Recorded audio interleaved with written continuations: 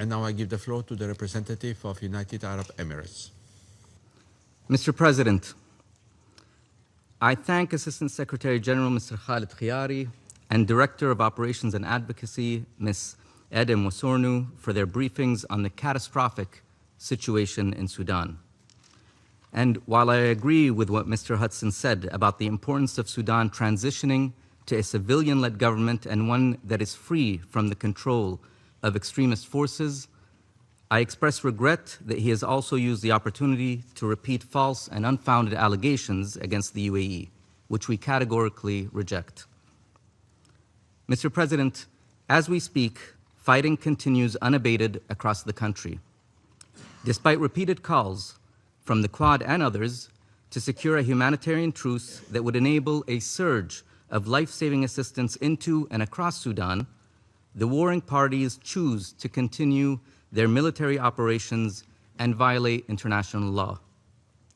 Just this month, the conflict has crossed yet another red line with a direct attack against the United Nations. The United Arab Emirates unequivocally condemns the heinous drone attack against UNIFSA's logistics base in Kadugli, which resulted in the tragic deaths of UN peacekeepers and represents a serious escalation. Those responsible must be held accountable. This attack does not stand in isolation, but reflects a broader and well-documented pattern of violations by the warring parties, which includes the atrocities committed against civilians in Al-Fashir, Kordofan, and Al Jazeera, among others. The declaration as persona non grata and the expulsion of UN officials, from the last Secretary General Special Representative to senior World Food Program officials. The obstruction and politicization of humanitarian access and the use of starvation as a weapon of war, and threats and intimidation directed at mediators who are facilitating a humanitarian truce.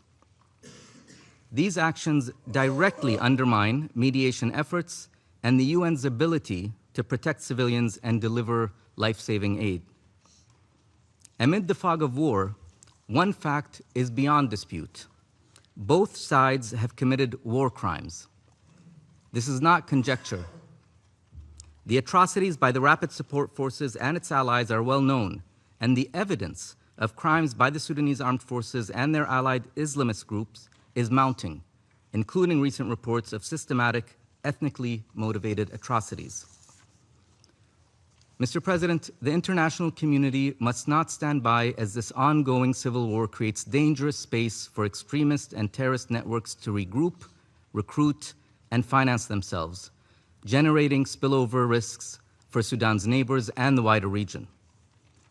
As the Quad's joint statement of 12 September underscores, Sudan's future cannot be dictated by violent extremist groups, including those part of or linked to the Muslim Brotherhood, whose destabilizing influence has fueled violence and instability across the region. The Council should be clear that any path forward must deny these extremist groups space, resources, and legitimacy, and must be anchored in a genuine civilian-led transition independent of either of the warring parties. It is, however, telling that violence is still being used to silence calls for civilian governance, as we saw during the recent commemorations of the December Revolution. Only an independent civilian-led government can address the root causes of this conflict and prevent Sudan from remaining trapped in cycles of military rule, instability, and repression. Today, there is a clear and immediate opportunity to act in the interest of the Sudanese people by implementing the humanitarian truce that the US and the Quad have been calling for. Lessons of history and present realities make it clear that unilateral efforts by either of the warring parties are not sustainable and will only prolong the war. The immediate priority is for a humanitarian truce that enables safe, rapid, and unhindered delivery of aid across Sudan, and that leads directly to a permanent ceasefire and a pathway towards civilian rule, independent of the warring parties. The Quad process, led by the United States, remains the most viable framework to achieve this. The international community must unite its efforts to press both warring parties to accept the truce on the table. If they refuse, this Council must be prepared to act. It must use all tools at its disposal, including imposing a comprehensive arms embargo across all of Sudan to stop the flow of weapons fueling this war.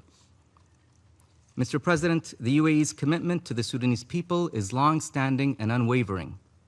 We will continue to work with regional and international partners to secure an immediate ceasefire and support a credible pathway toward lasting peace.